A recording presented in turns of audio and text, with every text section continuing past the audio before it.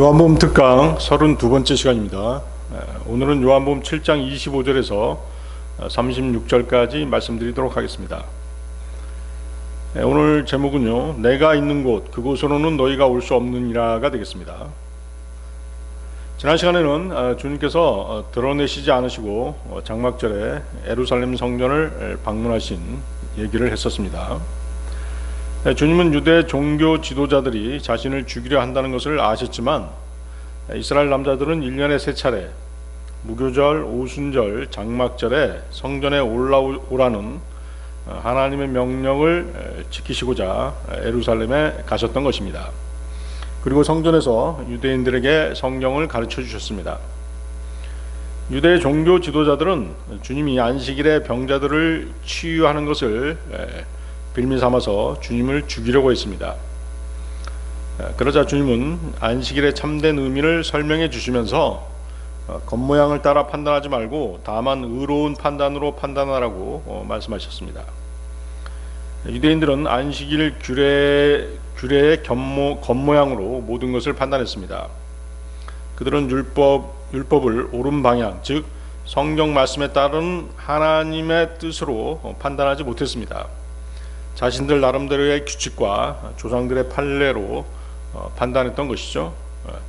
그러기에 그들의 판단은 불공정하고 불의했던 것입니다. 주님은 그들에게 공정하게 판단하고 모든 상황을 고려하라고 권고하셨습니다. 그리고 안식일에 대해서는 하나님의 말씀이 제시해 주신 모든 것을 숙고해 보라고 타이르셨던 것이죠. 안식일에 너희는 어떤 일도 하지 말라는 말씀을 절대적으로 해석해서는 안 된다. 성경의 다른 구절들이 그것을 분명하게 설명해 주고 있지 않느냐. 안식일에 제사장들이 성전에서 직무를 수행하는 것이라든가, 너희들이 율법이 요구하는 경우에 안식일에도 어린아이에게 할례를 주는 것, 사람이나 동물들이 구덩이에 빠져 위급하게 되었을 때는 꺼내어 주는 일들이 바로 그것들이다. 이런 것들이 바로 인간을 위해서 안식일이 존재하는 이유라는 것이죠. 그리고 그런 것들을 하나님께서는 허용하신다는 것입니다. 그리고 주님이 안식일을 만드신 분, 즉 안식일의 주이셨기 때문에 안식일에 관한 모든 것을 통제할 수 있으시고 그 안식일을 인간들을 위한 옳은 방향으로 인도하시는 분이심을 말씀하셨던 것입니다. 자, 요한복음 7장 25절 26절 보십시오.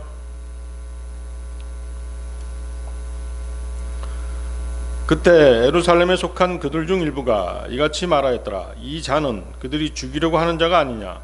그러나 보라, 그는 담대하게 말하고 그들은 그에게 아무 말도 하지 아니하는도다. 정령 치리자들도 이 자가 바로 그 그리스도라고 알고 있는가? 자, 예루살렘에 모인 여러 부류의 사람들이 제각각 주님을 판단하기 시작합니다. 그곳에 모인 무리 중 일부가 바리새인들이 예수님의 담대하신 말씀 앞에 아무 대꾸도 하지 못하는 것을 보자 뭐라고 얘기합니까? 정령 치리자들도 이 자가 바로 그 그리스도라고 알고 있는가? 라고 얘기하면서 예수 그리스도를 잡아 가두지 않은 관원을 비웃기 시작한 것입니다.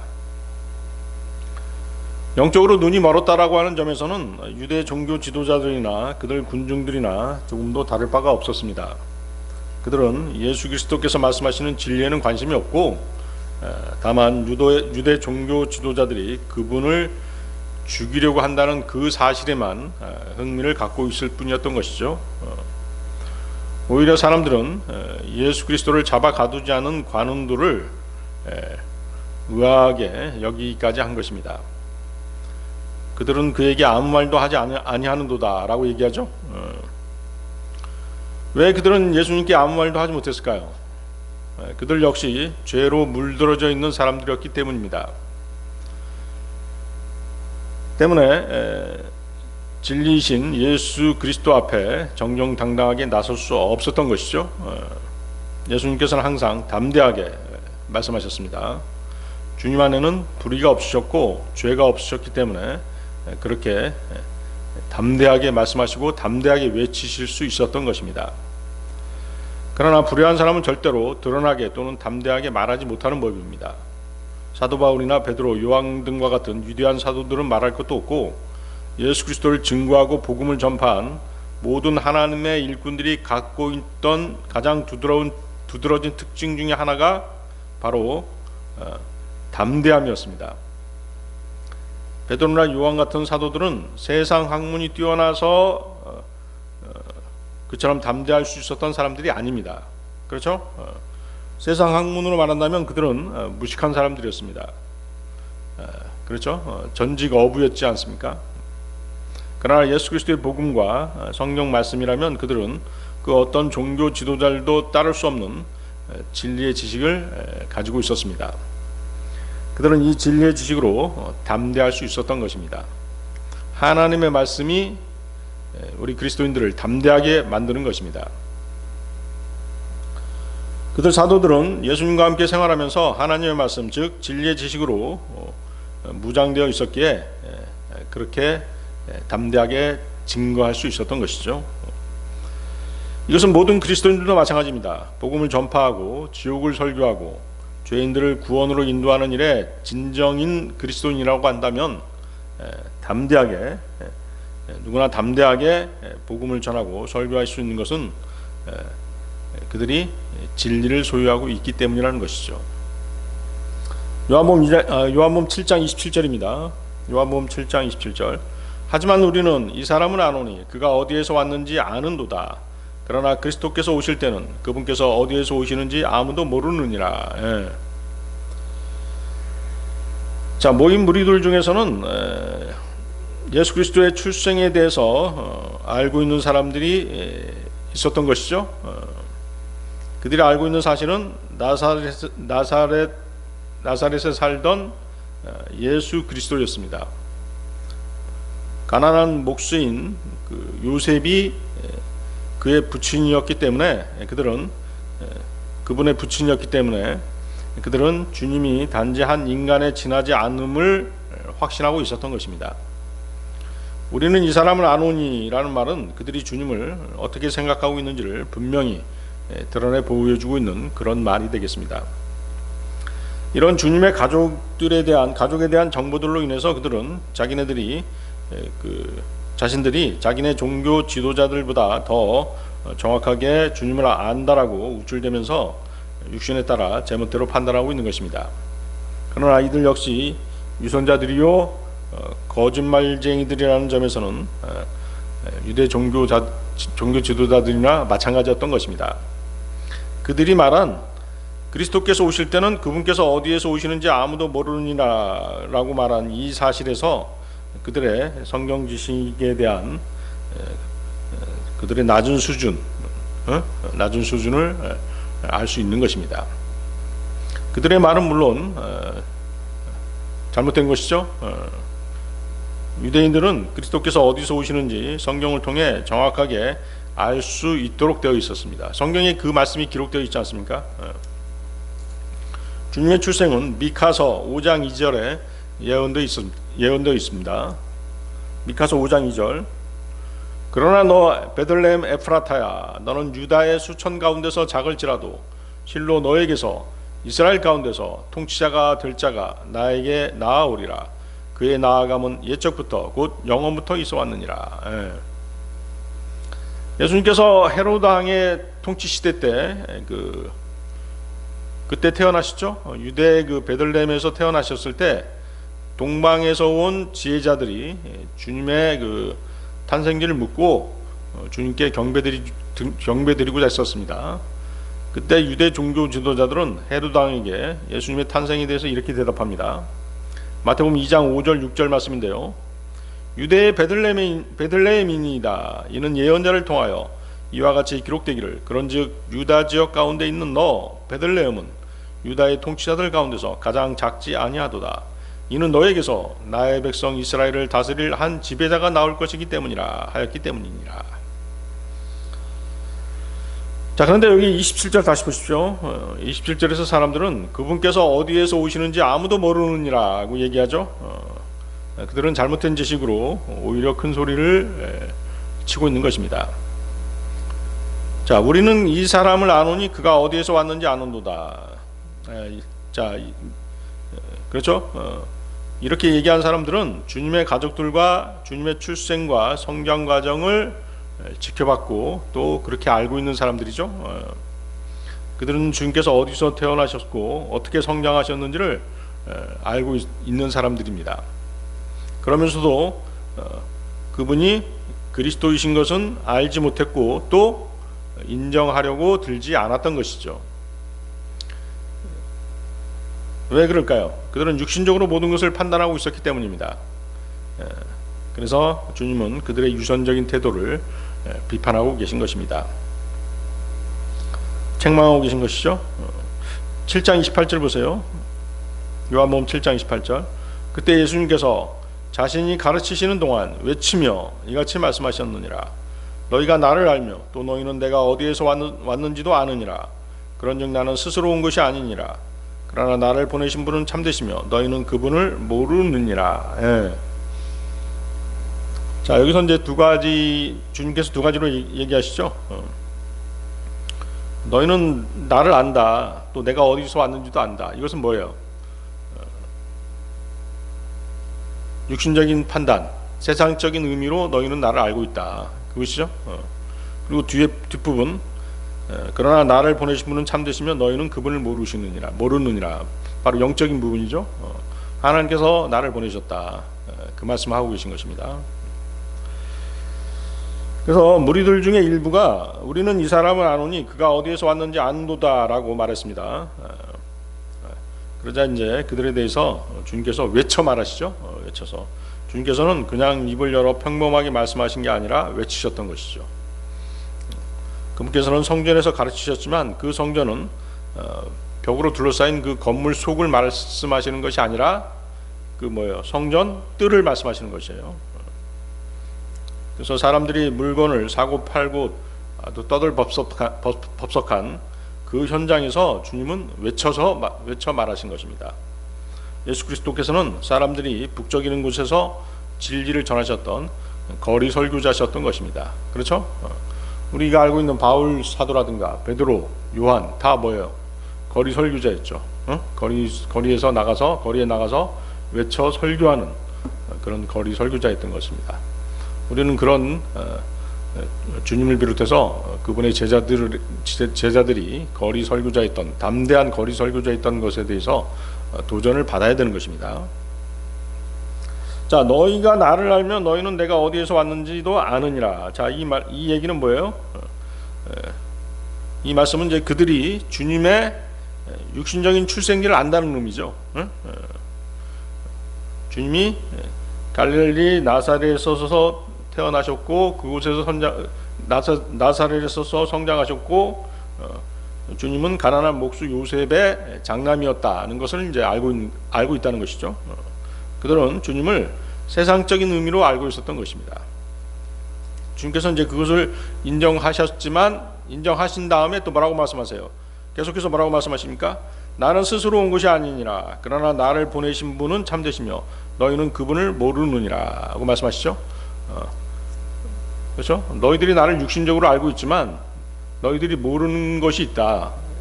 너희들이 모르는 영적인 부분이 뭐냐면 나는 하나님 아버지로부터 왔다. 그 말씀하신 것이에요.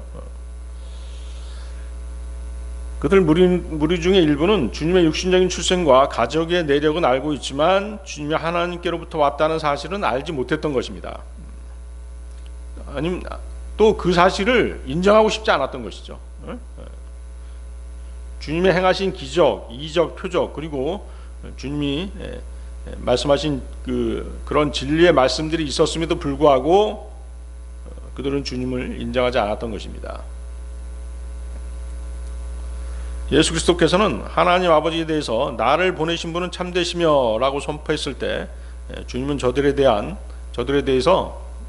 저들에게 분명한 하나님께서 나를 보내셨다. 그 얘기가 성경에 있다는 것이잖아요. 그렇죠? 구약 성경에 아까 미카서 말씀드렸죠? 구약 성경에 나를 하나님께서 보내셨다는 그 기록이 있다라고 그 무리들에게 구약 성경 말씀을 상기시켜 주신 것입니다. 그래서 유대인들은 그들의 메시아가 어디서 오실지 알고 있었을 뿐만 아니라 어디로 오실 것인지 예초부터 예언되어 있다는 사실도 또한 알고 있었습니다.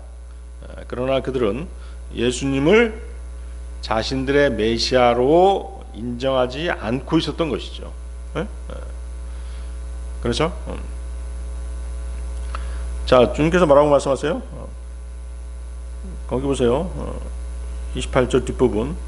나는 스스로 온 것이 아니니라 이렇게 말씀하시죠. 예수 그리스도께서 이 땅에 오신 것은 하나님 아버지께서 보내셨기 때문에 오신 것이죠. 나를 보내신 분은 참되시도다. 하나님께서 참되시다는 이 말씀이야말로 아주 진실한 말씀이시죠. 하나님께서는 예수 그리스도를 이 땅에 보내시겠다는 약속을 신실하게 이행하심으로써 그분의 참되심을 입증해 보이셨던 것입니다. 너희는 그분을 모르느니라. 그들은 하나님께로부터 오지 않았기에 하나님을 알지 못했었고 주님을 거부한 것입니다.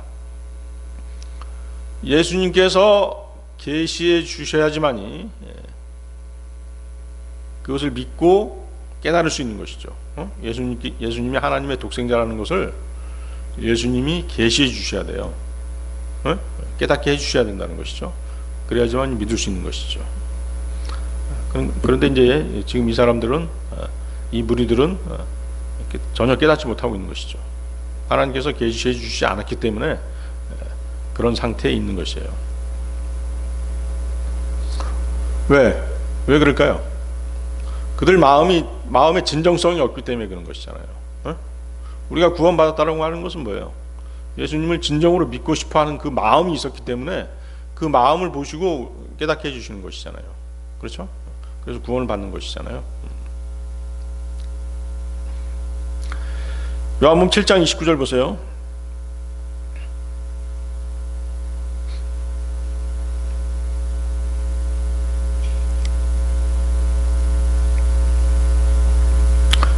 자, 그 전에 뭐예요? 너희는 그분을 모르느니라. 그렇죠?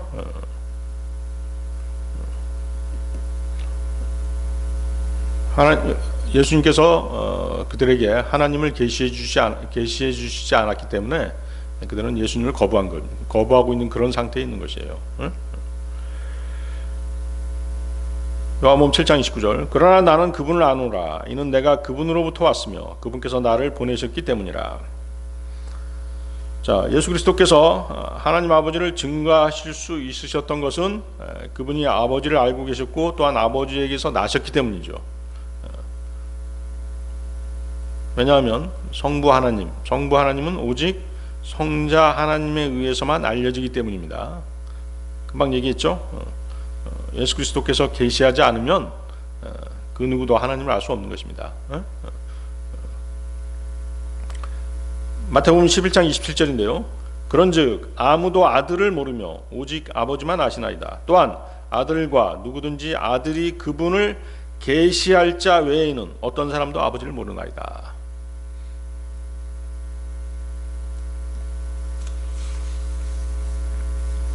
그래서 아들로 말미암지 않고는 아무도 아버지를 알지 못한다는 것이죠. 예수 그리스도께서는 하나님 아버지께로부터 오셨기 때문에 하나님 아버지를 증거하실 수 있으셨던 것입니다. 예수 그리스도께서는 오직 진리만을 말씀하십니다. 하나님께로부터 나온 사람은 하나님의 말씀을 듣기 때문에 진리만을 말하고 그렇지 않은 사람은 하나님의 말씀을 듣지 않기 때문에 진리를 믿지도 알지도 말하지도 못하는 것입니다. 요한복음 8장 47절인데요. 하나님께 속한 자는 하나님의 말씀들을 듣느니라. 그렇죠? 우리가 구원받지 못했을 때는 어땠어요? 성경을 읽어도 무슨 말인지 몰랐잖아요. 우리가 구원받고 나서 성령님께서 우리 안에 오셔서 조명을 주시기 때문에 성경을 깨닫고 무슨 말인지 알게 되고 그렇게 되지 않습니까? 요한복음 8장 47절. 하나님께 속한 자는 하나님의 말씀들을 듣느니라. 그렇죠? 그러므로 너희는 그것들을 듣지 아니하니 너희가 하나님께 속하지 아니한 까닭이라. 예수님께서는 그분 자신이 하나님께로부터 오셨고 하나님께서 보내셔서 이 땅에 오셨음을 여러 차례 강조하시고 말씀하셨지만 사람들은 그 말씀을 들을 만한 영적 귀를 가지고 있지 못했던 것입니다. 8장 42절 43절입니다. 요한복음. 만일 하나님께서 너희 아버지시라면 너희는 나를 사랑하였으리라. 이는 내가 아버지께로부터 나왔기 때문이라. 나는 스스로 온 것이 아니오 다만 그분께서 나를 보내신 것이라. 어찌하여 너희는 내가 하는 말을 이해하지 못하느냐. 바로 너희가 나의 말을 들을 수 없는 까닭이라. 그렇죠? 아직 예수님께서 그들에게 자신을 하나님에 대해서 계시해 주지 않으셨다는 것이죠. 그들의 마음 상태가 그렇잖아요. 지금 계속 예수님 의심하고 있고 막 조롱하고 무시하고 그렇게 그런 우리와 똑같은 인간이지 당신이 무슨 그리스도냐 지금 이렇게 비웃고 있지 않습니까? 그런 상태에서는 예수님께서 그들에게 자신을 계시해 줄 수가 없는 것이죠. 그렇죠? 자, 요한복음 7장 30절입니다. 그때 그들이 그분을 잡으려고 하였더라. 그러나 아무도 그분께 손들을 대지 아니하였으니 그분의 시각이 아직 오지 아니한 까닭이라. 예. 지금 잡으려고 한 사람들은 누구예요? 유대 종교 지도자들이죠. 그들은 주님께 손을 대지 못했죠. 그렇죠? 잡으려고 했지만 손을 대지 못했습니다. 그들은 주님을 잡아서 그분의 피를 흘리고자 기회를 엿보고 있었고, 그래서 주님을 잡아 죽이기로 결정했던 것입니다. 그러나 하나님의 보호하심으로 인해서 그들은 그렇게 할 수 없었던 것입니다. 하나님의 허락 없이는 어느 누구의 머리카락 한 올도 건드릴 수 없는 것입니다. 마태복음 10장 29절 30절인데요. 참새 2마리가 1파딩에 팔리지 아니하냐? 그리고 너희 아버지 없이는 그것들 중 한 마리도 땅바닥으로 떨어지지 아니하리라. 오히려 너희 머리에 있는 바로 그 머리카락들까지도 전부 계수되느니라. 예. 하나님의 그 허락이 없이는 어떤 생명체도 죽임을 당하지 않는다는 것이죠. 예? 악령 들린 사울은 어땠어요? 다윗에게 창을 던졌죠. 그러나 사울은 다윗을 죽일 수 없었습니다. 다니엘은 사자굴에 던져졌지만 그는 하나님의 보호하심으로 기적적으로 살아났습니다. 바빌론 왕 느부갓네자르는 다니엘의 세 친구 샤드락과 메삭과 아벳느고를 불타는 용광로에 집어넣었지만 하나님의 천사가 그들을 보호하셨습니다. 예수 그리스도께서 이 땅에 오신 목적을 성취하기까지는 그 어느 누구도 그분께 손을 댈 수가 없는 것입니다. 유대인들은 그분을 붙잡아 죽이려고 마음 먹고 있었지만, 그리고 얼마든지 그럴 수 있는 기회가 여러 번 있었지만 그들 뜻대로 할 수 없었던 것입니다. 주님이 안식일에 나사렛 회당에서 말씀하셨을 때 이런 일이 있었습니다. 누가복음 4장 29절 30절인데요. 일어나 그분을 도시 밖으로 내몰았고 자신들의 도시가 지어진 언덕의 벼랑 끝으로 그분을 끌고 갔으니 그들이 그분을 거꾸로 내리 던지고자 함이었더라. 그러나 그분께서는 그들의 한가운데를 가로질러 자신의 길을 가셨더라. 그 회당에서 이제 그 안식일에 주님께서 이제 그 말씀을 전하셨는데요. 만약 너희들이 나를 거부하면, 하나님의 말씀을 거부하면 누구에게 가겠다? 이방인들에게 옮겨가겠다라고 이제 말씀하셨어요. 그러자 이제 유대인들이 막 분노한 것이죠. 분노해서 예수님을 벼랑 끝으로 몰아가지고 밀어뜨리려고 했던 것이죠. 근데 어때요? 그분께서는 거기 보면 그분께서는 그들의 한가운데를 가로질러 자신의 길을 가셨더라. 그렇게 하지 못했다는 것이죠.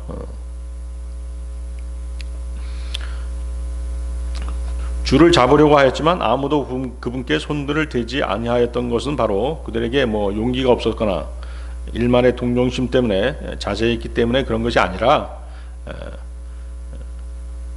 그리스도께서는 그분의 사명을 마치실 때까지 온전히 하나님 아버지의 보호하심 가운데 계셨기 때문에 해를 당하지 않으셨던 것이죠. 또한 주님은 하나님이셨기 때문에 그분의 일을 다 마치실 때까지 사역에 장애가 되는 그런 일들은 얼마든지 막으실 수 있는 능력을 가지고 계셨던 것입니다. 이런 상황을 성경에서는 그분의 시각이 아직 오지 아니한 까닭이라고 표현하고 있죠. 자, 이러한 사실은 하나님께서 불러내시고 하나님께서 세우신 하나님의 사역자들에게도 똑같이 적용될 수 있습니다. 하나님께서는 특별한 계획에 따라 사역자를 세우시고 그에게 사명을 맡기셨다면 그가 그 사명을 수행하는 데 방해가 될 일들은 하나님께서 책임지고 막아주시는 것입니다. 하나님께서 여러분을 지키고자 하신다면 그 누구도 건드릴 수가 없는 것이죠. 만약 하나님께서 여러분을 하늘 본향으로 데려가시고자 하신다면 다른 어떤 자가 먼저 해칠 수가 없는 것입니다. 만약 하나님께서 누군가를 죽이고자 하신다면 다른 어느 누구도 하나님보다 먼저 그 사람을 죽일 수 없는 것이라는 것이죠. 하나님의 허락 없이는 이 세상의 어떤 자도 어떤 생명자도 마음대로 할 수 없는 것입니다. 더구나 이제 그리스도인들은 더욱 그렇죠.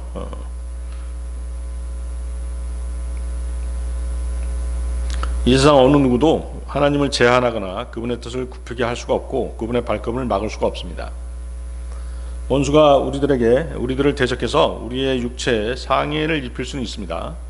그러나 그는 욥의 생명을 단축시킬 수 없었던 것처럼 우리의 생명을 조금도 단축시킬 수 없는 것입니다. 코로나와 같은 무서운 전염병이 세상에 돌 수도 있습니다. 실제로 그런 역병들이 세상을 휩쓸었죠. 그러나 하나님께서 허락하실 때까지, 즉 하나님의 뜻이 여러분들로 하여금 병들거나 죽게 하지 않는 한 그 전염병이 제 아무리 거세고 주변에 있는 많은 사람들이 그 병의 희생물이 돼서 쓰러진다고 할지라도 하나님의 허락하심이 없이는 그리스도인들을 절대로 해칠 수 없다는 사실을 믿으시기 바랍니다. 그리스도인은 하나님께서 그를 세우신 계획을 성취하기까지는 절대로 하나님의 보호하심 아래에 있는 것입니다. 시편 91편 5절에서 10절입니다. 시편 91편 5절에 10절. 너는 밤에 닥치는 공포로도 낮에 날아드는 화살로도 무서워하지 말고 어둠 속에 다니는 역병으로도 대낮에 황폐하게 하는 멸망으로도 무서워하지 말라. 1,000명이 너희 옆에서 쓰러지고 10,000명이 너의 오른편에서 쓰러질 것이나 그것이 너에게 가까이 오지 못하리라. 다만 너는 사악한 자들의 보응을 너의 눈으로 목도하고 주시하리라. 이는 내가 나의 피난처이신 주 곧 지극히 높으신 분을 너의 거처로 삼았기 때문이라. 어떤 해악도 너에게 닥치지 못할 것이요 어떤 재앙도 너의 거처에 가까이 오지 못하리라. 아멘. 자, 우리의 때는 하나님 앞에 정확하게 계산되어 있습니다. 인생의 생사 여탈은 그를 지으신 창조주의 권한에 확실하게 놓여 있는 것입니다. 욥기 14장 5절인데요. 그의 날들이 확정되어 있는 것으로 보아 그의 달들의 수가 당신과 함께 있나니 친히 그가 넘을 수 없는 그의 한계선들을 정하셨나이다. 그렇죠? 자, 계속 보겠습니다. 아무도 그분께 손들을 대지 아니하였으니 그분의 시각이 아직 오지 아니한 까닭이라. 자, 이 구절을 이제 보면은 예수 그리스도께서는 그분의 모든 고난을 자발적으로 겪으셨다는 것을 우리에게 알게 해주죠. 그분의 시각이 될 때까지는 계속 고난 당하신다는 것이죠. 그렇죠? 그리고 결국에는 이제 십자가에 달려서 처형될 때까지 그렇게 하신다는 것입니다. 그래서 주님께서는 피할 수 없으셨기 때문에 십자가에 달리신 것이 아니라 또 주님은 주님의 죽음을 막을 수 없어서 죽으신 것이 아니라는 것이죠. 그렇죠? 주님은 그분의 때, 성경에 기록된 때, 하나님 아버지께서 허락하신 그 뜻이 이루어질 때까지는 아무도 그분께 손댈 수 없었던 것입니다. 자, 요한복음 7장 31절 보십시오. 그리고 백성 중 많은 이들이 그분을 믿으며 말하기를 그리스도께서 오실지라도 그분께서 이 사람이 행한 이것들보다 기적들을 더 행하시겠는가 하였더라. 또 이제 반전이 일어나죠. 지금까지는 어땠어요? 계속 예수님을 무시하고 예수님을 메시아로 인정하지 않았죠. 그러다가 어때요? 그 중에 어때요? 백성 가운데 믿는 사람들이 생겨난 것이에요. 예수님이 지금까지 해오신 어떤 기적이적 표적, 해오신 말씀들, 그런 것들을 듣고 이제 마음이 어떻게 돼요? 움직이기 시작한 사람들이 있었고 믿는 사람들이 생겨난 것이죠. 그러니까 백성 가운데 일부는 이제 상황을 제대로 파악하고 있었던 것이죠. 주님이 어떤 분이신가를 깨닫기 시작한 것이죠. 그러니까 뭐라고 얘기하는 것이에요? 이 세상에 누가 나타난다고 해도 예수 그리스도께서 행하신 만큼 그런 많은 기적을 행할 수 있겠느냐, 라고 얘기하잖아요. 예수 그리스도께서는 하나님의 아들로 오셨고 그분 자신이 하나님이셨습니다. 그렇죠? 그런 분께서 초자연적인 기적을 행하신다는 것은 조금도 놀랍거나 이상하게 여기지는 사실은 아니었죠. 그런데 논란이 되는 것은 뭐냐면, 백성 중 많은 이들이 그분을 믿으며 라는 구절에서 무리 가운데서 많은 사람들이 주님을 믿었다고 해서 그들이 과연 구원받은 진정한 믿음이었겠느냐라고 그렇게 의문을 제기하는 사람들이 있다는 것이죠. 왜냐하면 이제 이와 비슷한 일이 요한복음 2장 23절에도 있었잖아요. 요한복음 2장 23절. 이제 6월절에 그분께서 예루살렘에 계셨을 때 명절날에 많은 이들이 그분께서 행하신 기적들을 본 후 그들이 그분의 이름을 믿었더라. 예. 자, 그런데 이제 거기 보세요. 한번 요한복음 2장 23절 한번 돌아가서 한번 보세요. 예전에 한번 공부했습니다만은 요한복음 2장 23절은 그들이 그분의 이름을 믿었더라라고 돼 있어요. 그런데 사람들이 의문을 제기하는 이유가 뭐냐면 24, 25절 때문에 그렇죠. 24, 25절 계속 보세요. 그러나 예수님께서는 그들에게 자신을 맡기지 아니하셨으니 그분께서 모든 사람들을 아셨기 때문이라. 그리고 누군가 사람에 관하여 증언하는 것을 필요로 하지 아니하셨더라. 이는 그분께서 사람 안에 무엇이 있는지 아셨기 때문이라고 이렇게 말씀하시는 것으로 보아서 그들이 구원받은 믿음은 아닐 것이다 라고 그렇게 의문을 제기하는 것이죠. 사람들은 예수 그리스도께서 기적을 행하시는 것을 보고 그분을 믿었습니다. 그러나 그렇다고 해서 그 사람들이 예수 그리스도께서 하나님의 아들이시오 자신들의 메시아이심을 믿었다라고 하는 확실한 증거는 없다라고 이렇게 얘기하는, 그렇게 주장하는 사람들이 있다는 것입니다. 그리고 또 거기 보세요. 24절. 예수님께서는 자신을 맡기지 아니하셨다라고 한다면 그들의 믿음을 예수님께서 인정하지 않으셨다는 뜻이 아니냐, 이렇게 그런 주장을 제기하는 사람이 있는 것입니다. 더구나 그 이유가 그분께서 사람 안에 무엇이 있는지 아셨기 때문이라고 언급되어 있기 때문에 그런 의심을 할 수 있는 것이죠. 그리고 또 그들은 그 7장 31절 다시 돌아가 보세요. 7장 31절에서는 그분을 믿으며라고 하는 문장이 있지만 그들이 주님이 그리스도이심을 믿었다라고 단정할 수 없다라고 주장하는 것이죠. 더구나 그들은 뭐라고 의심하고 있잖아요. 뭐라고 의심하고 있어요? 그리스도께서 오실지라도 그분께서 이 사람이 행한 이것들보다 기적들을 더 행하시겠는가라고 의문을 표하고 있기 때문에 그들의 구원이 불확실하지 않느냐, 이렇게 주장하는 것이죠. 자, 여러분들은 어떤 생각이 드세요? 이 사람들이 구원받은 사람이냐, 아니면 구원받지 않은 사람이냐? 이 사람들은 구원받은 사람들이라고 보아도 무방한 것입니다. 이 사람들이 주님을 그리스도 메시아이신 것을 믿었다라고 단정해도 되는 것이라는 것이죠. 아무 문제가 없는 것입니다. 자, 이 사람들은 예수 그리스도께서 행하시는 수많은 기적들을 눈으로 보고 믿었죠? 그렇죠?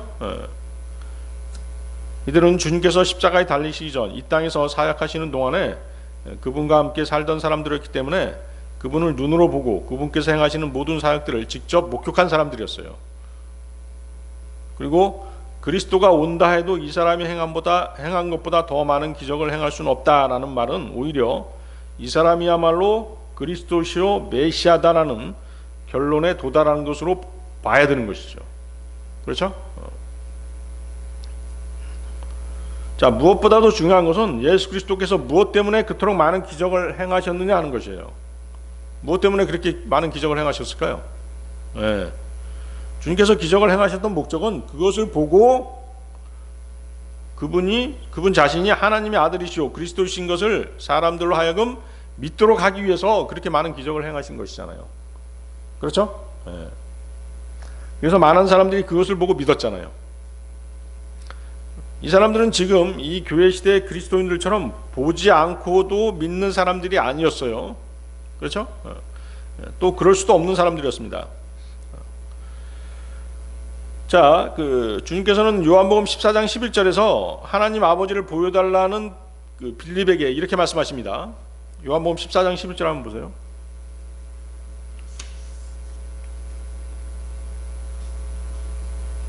자, 뭐라고 말씀하십니까? 자, 빌립이 하나님을 보여주십시오. 그럼 믿겠습니다. 우리 거리에 나가서 복음 전할 때 사람들이 흔히 하는 말이잖아요. 하나님 보여달라. 그럼 믿겠다. 그거잖아요. 자, 주님께서 뭐라고 말씀하세요? 나를 믿으라. 곧 내가 아버지 안에 있고 아버지께서 내 안에 계신 것을 믿으라. 그렇지 아니하면 바로 그 일들로 인하여 나를 믿으라. 그 일들로 인하여 나를 믿으라 하는 것이죠. 그 일들이 뭐예요? 바로 주님의 행하신 일들을 말씀하시는 것이잖아요. 주님은 제자들에게 주님의 행하신 일들을 믿음의 근거로 강력하게 제시한 것이에요. 실제 예수님께서 행하신 일들, 그 일들은 하나님만이 하실 수 있는 일들이었잖아요. 물이 포도주가 되게 하신 일이라든가 오병이어의 기적, 그죠? 물고기 5마리와 작은 보리빵 두 개로 5,000명을 먹이셨잖아요. 또 나면서부터 소경이 된 사람을 고치셨죠. 베데스다 못에서 만난 38년 된 병자도 고치셨죠. 그렇죠? 무엇보다도 죽은 지 나흘이나 됐던 나사로를 다시 살리셨죠. 그러니까 이런 기적들, 요한복음에 나타난 기적들만 보더라도 하나님이 아니고서는 하실 수 없는 그런 일들이었어요.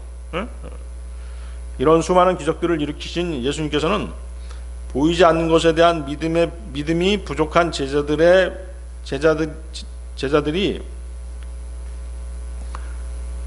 그런 영적 상태를 염두에 두고서 자신과 하나님 사이 아주 특별한 관계에 대한 선언을 믿기가 어려우면 내가 지금까지 말한 그 하나님과 나, 또 내가 메시아라고 하는 그 사실을 믿기가 어려우면 뭘 보고, 내가 지금까지 한 그 일들을 보고 나를 믿으라, 그렇게 말씀하신 것이잖아요. 그렇죠?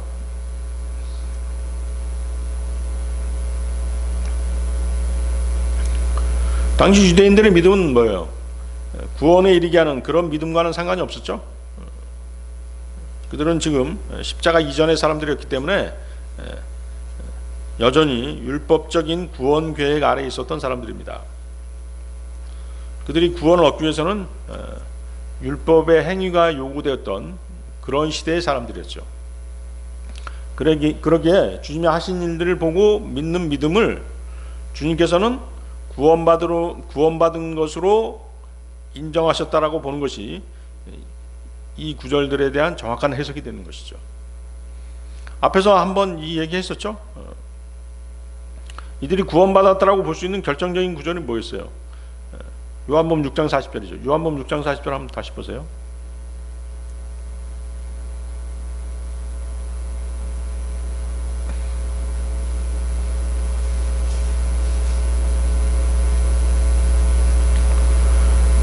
자, 요한복음 6장 40절. 그리고 이것이 나를 보내신 분의 뜻이니 곧 아들을 보고 그를 믿는 모든 이마다 영원한 생명을 얻게 하려 하심이라. 그러니 내가 그를 마지막 날에 이렇게 세우리라. 아들을 보고 그를 믿는 모든 이마다. 보고 믿을 수 있다는 것이죠. 그때 상황에서. 아시겠어요? 예수님의 초림 상황에서는 유대인들이 예수님을 보고 믿으면 그것이 구원인 것이에요. 아시겠죠? 자, 요한복음 7장 32절로 가겠습니다.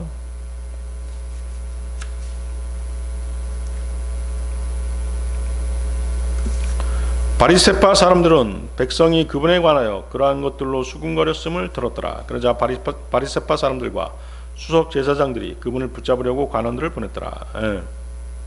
자, 지금 우리가 지금 공부하고 있는 이 시기는 언제냐면 그리스도께서 십자가에 못 박히게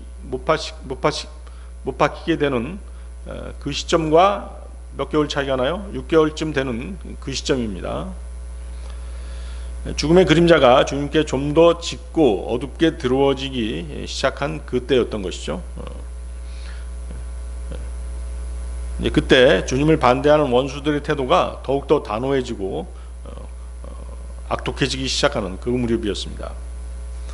그런데 일부지만 무리 중에 예수 그리스도를 믿는 사람들이 나오자 바리새인들은 더욱더 예수님을 핍박하기 시작하는 것입니다. 잡아 죽이려고 하는 것이죠. 서둘러서 이제 예수님을 잡아 죽이려고 하는 것이죠. 왜? 대중적인 여론이 누구에게? 예수님께로 막 쏠리기 시작하잖아요. 자, 이런 장면은 요한복음 12장에서 주님께서 나사로를 살려내셨을 때도 마찬가지였습니다. 요한복음 12장 17, 19절인데요. 그러므로 그분께서 나사로를 그의 무덤에서 나오도록 부르시고 죽은 자들로부터 그를 살리셨을 때 그분과 함께 있었던 백성이 확증하였더라. 이러한 이유로 백성도 그분을 맞이하였으니 그들이 그분께서 이런 기적을 행하신 것을 들었기 때문이라. 그러므로 바리새파 사람들이 자기들끼리 말하기를 너희가 아무것도 이기지 못하고 있음을 너희는 알고 있느냐? 보라, 세상이 그를 따라갔도다 하였더라. 그렇죠? 바리새인들은 그들의 권한 아래 두고 있었던 유대인들이 누구를 따라가자? 주님을 따라가자 시기심이 어때요? 시기심이 막 극도로 차올랐던 것입니다. 실로 악인의 시기심은 어느 누구라도 해칠 수 있는 그런 막강한 힘을 가지고 있는 것입니다. 잠언 27장 4절이죠. 진노는 잔인하고 분노는 포악하니라. 그러나 누가 시기 앞에 능히 설 수 있겠느냐. 바리새인들은, 유대 종교 지도자들은 예수님을 막 시기하기 시작한 것이에요. 왜? 사람들이 예수님을 따라가자 그렇게 한 것이죠. 예수님을 믿기 시작하자 그렇게 한 것이죠.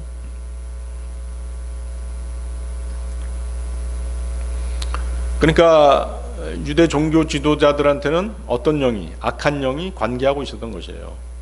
그래서 예수님을 계속 반대하고 믿지 못하게 하려고 그렇게 회방했던 것입니다. 자, 그러면서 이제 바리새인들은 주님을 죽일 생각을 점점 굳혀갔던 것입니다. 요한복음 7장 33절 34절로 가겠습니다. 요한복음 7장 33절 34절. 그때 예수님께서 그들에게 이같이 말씀하셨느니라. 나는 앞으로 잠시 동안은 너희와 함께 있다가 그 뒤에 나는 나를 보내신 분께로 가노라. 너희는 나를 찾을 것이나 나를 발견하지 못하리라. 그리고 내가 있는 곳 그곳으로는 너희가 올 수 없느니라. 자, 이 구절은 유대인들이 주님에 대해 수군거리고 유대 종교 지도자들이 주님을 잡으려고 나서자 하신 말씀입니다. 자, 이 말씀의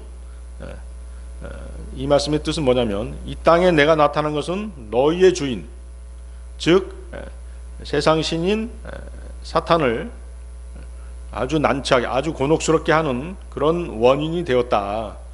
그러나 나의 나타남, 나의 임재는 그리 오래 계속되지는 아니할 것이다. 나는 너희와 함께 조금 더 있겠다. 그리고 내가 왔던 셋째 하늘로 돌아가겠다. 이렇게 말씀하고 계신 것이죠. 주님의 이 말씀은 사실이죠.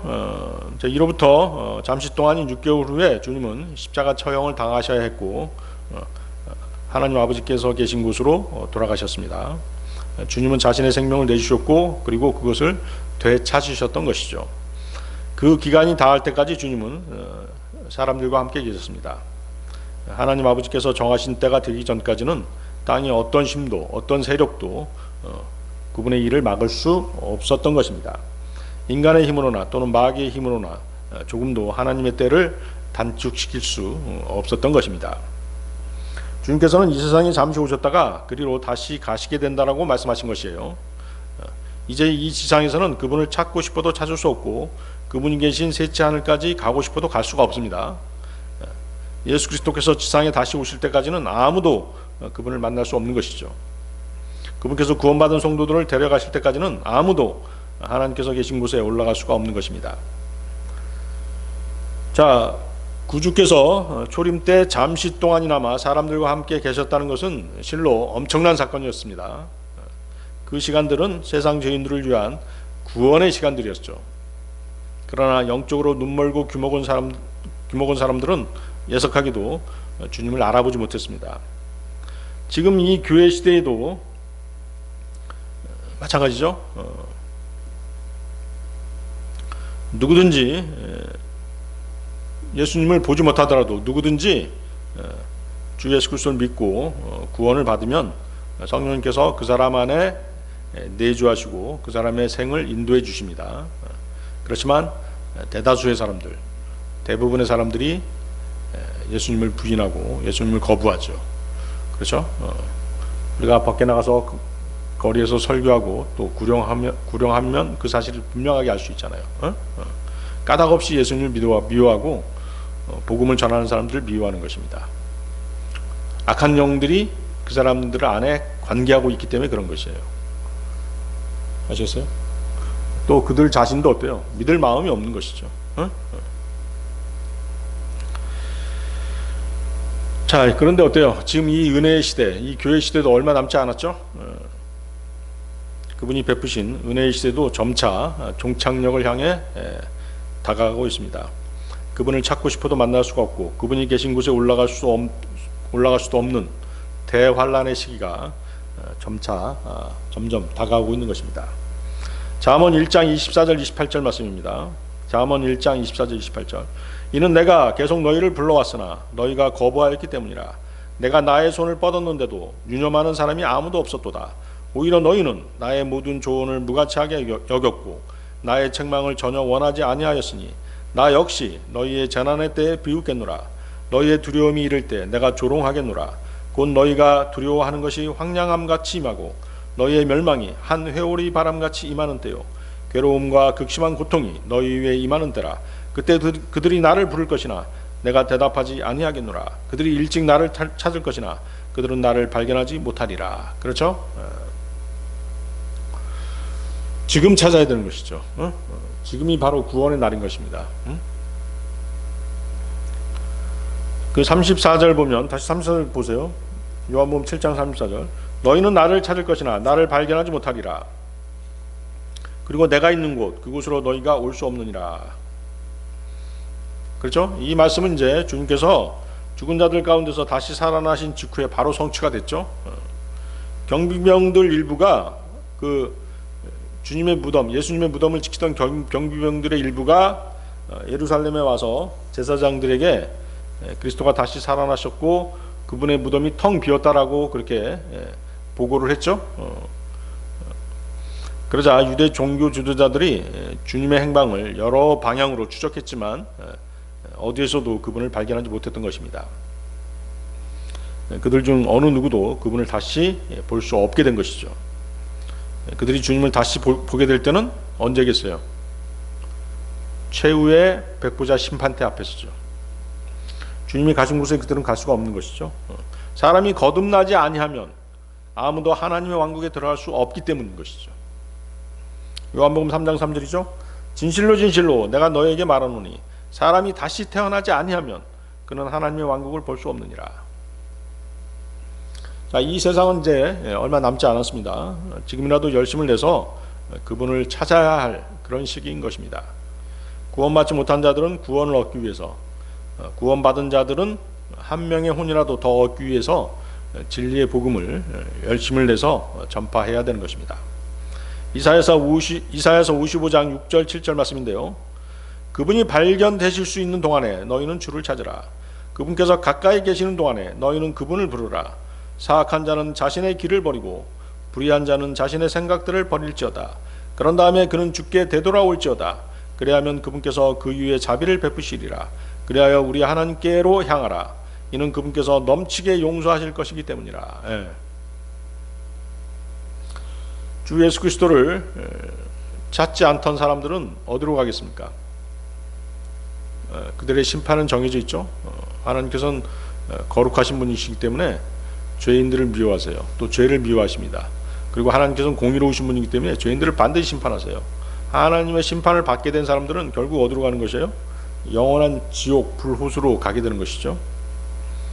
계시록 20장 15절입니다. 그리고 누구든지 생명책 안에 기록된 것이 발견되지 않은 자는 불의 호수 속에 던져졌더라.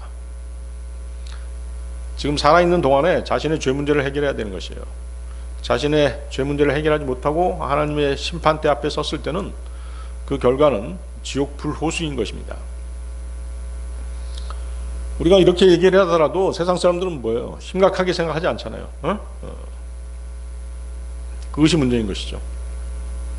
자, 요한복음 7장 35절 36절 보십시오. 요한복음 7장 35절 36절. 그때 유대인들이 자기들끼리 이같이 말하였더라.